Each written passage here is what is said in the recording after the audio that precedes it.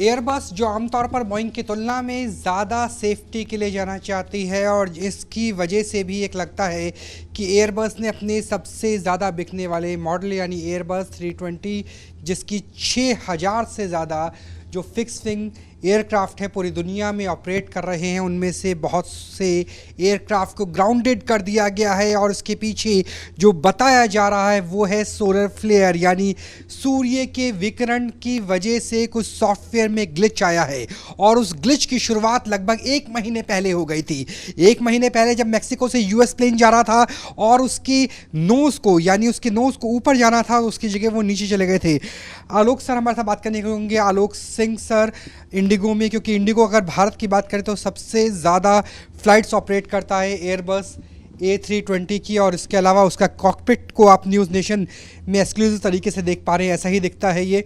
और 20 साल तक सर ने इस प्लेन को ऑपरेट किया है। सर अगर कॉकपिट के लिहाज से बात करें तो हम एग्जैक्टली उसी मॉडल पर हैं जिस मॉडल को फिलहाल ग्राउंडेड करने की बात की जा रही है 6000 के आसपास। जी एब्सोल्युटली, एयरबस 320 का बेसिकली कॉकपिट कॉन्सेप्ट सबका सेम रहता है। ये जो अभी जो प्रॉब्लम आई है वो सारे एयरक्राफ्ट के मॉडल के ऊपर एप्लीकेबल है। 2 तरह के इंजन वेरिएशन अभी हैं। एक तो नियो होता है, NEO जिसको हम बोलते हैं न्यू इंजन ऑप्शन, और जो पुराने वाले ओल्डर मॉडल हैं उनको CEO बोला जाता है, करंट इंजन ऑप्शन। तो दोनों में ये प्रॉब्लम एक साथ आई है, दोनों में एप्लीकेबल है ये। सर दोनों में एप्लीकेबल है, लेकिन दोनों को ठीक होने में कितना वक्त लगेगा?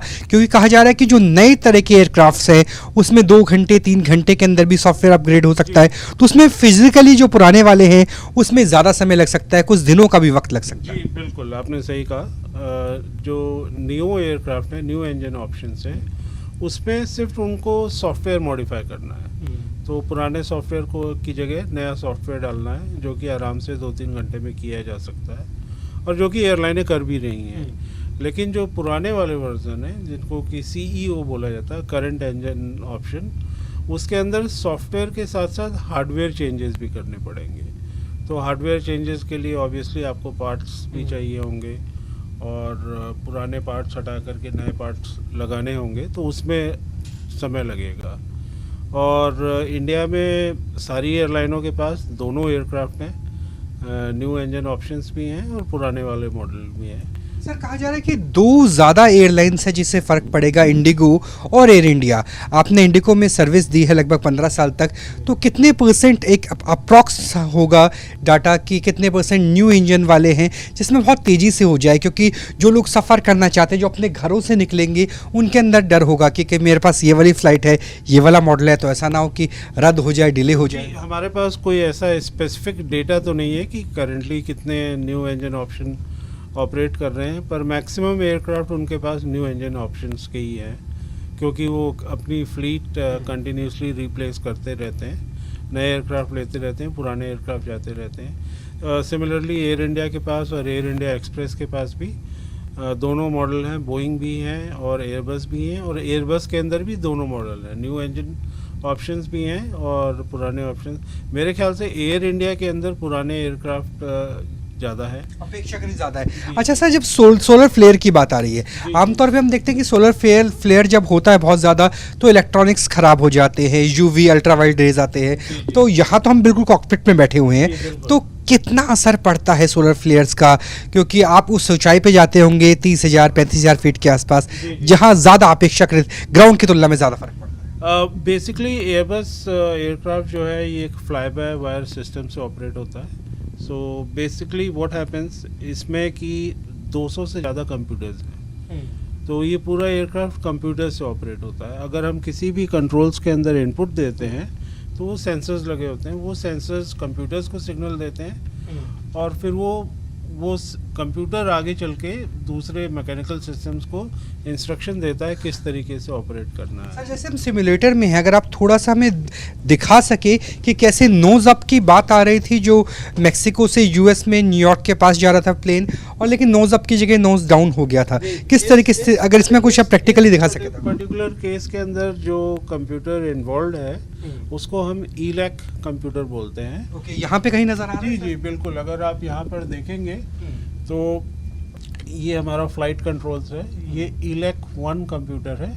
ऐसे ही सिमिलरली दूसरी साइड के अंदर फ्लाइट कंट्रोल्स में इलेक 2 कंप्यूटर है। तो ये जो है कंप्यूटर, ये हमारे एलिवेटर को ऑपरेट करता है। अगर मैं यहाँ पे फ्लाइट कंट्रोल्स पेज में जाता हूँ तो ये हमारा एलिवेटर है।